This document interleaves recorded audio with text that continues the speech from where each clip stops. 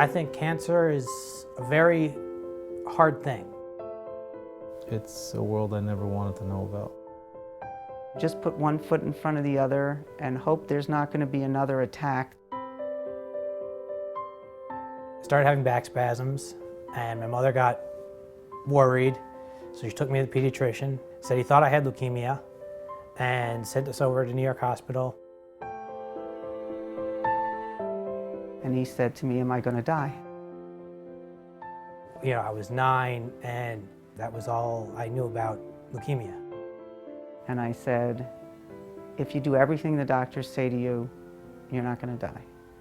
I didn't know if this was true, but that's what I had to say to him. It's like you're in a war. You're on high alert. You're saving a life all day long, every single day, every day of the week, for years. I mean, we were at this for 5 years. There are many organizations that help the sick child. There are no other organizations that I am aware of that really provide support to the rest of the family the way Chai Lifeline does.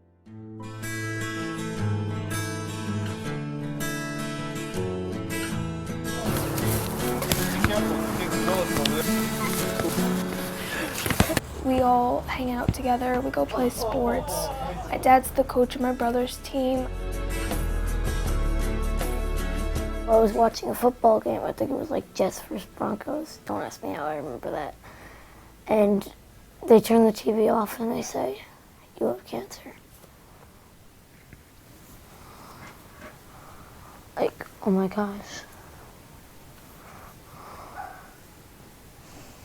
I can't believe it.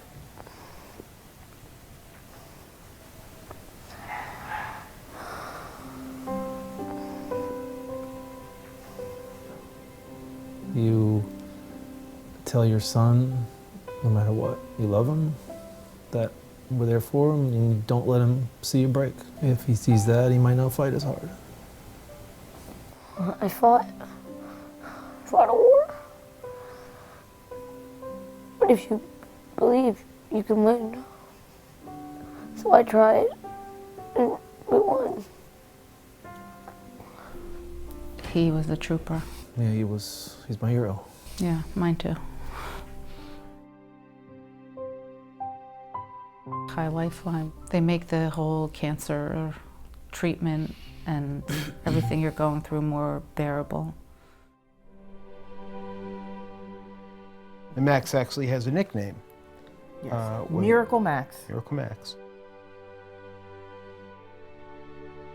In 2001, lead oncologist took me aside, me thinking he was going to put him in another clinical trial, and he took me aside and he said,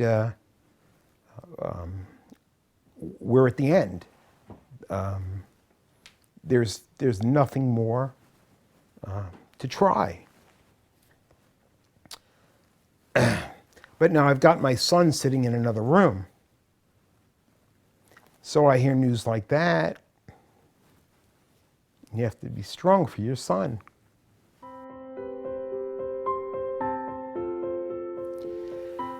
Sat with him, spent some time. Told him I loved him.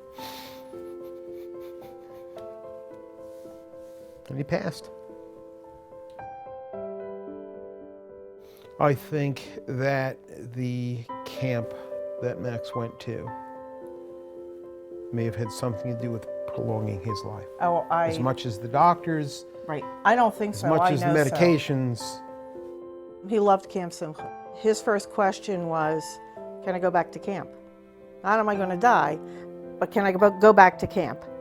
He had the best time in the world because camp was the one place on earth where he felt like a normal kid. It's funny, when you go through things like this, there are people you think that are going to be your biggest source of help, and there are people that you don't really expect anything from. Well, that's why Chai Lifeline was such a surprise to us. They didn't want anything from us. They were just there to help us. We always felt that the people at Chai Lifeline, they were our allies. They were they were there for us. It just like made everyone's day a whole lot brighter. Like, it, not only him, but like we all smiled. They were the only organization that really reached out to all parts of our family. They represented home coming into the hospital. We had a visitor almost every day from Chai Lifeline, and Sruli calls about every other week just to say hi. Now, yeah, 2 years later. You can't buy that kind of support. So we are grateful forever to Chai Lifeline. It's just such a magic thing to know that this child, who was really on the verge of not making it many times, is now a grown man with his own wife and off on his own adventure to have his own family. It's a miracle. It's a miracle. You know, he almost had to learn how to run again and learn how to do everything again. Less and less crying. More and more reminiscing.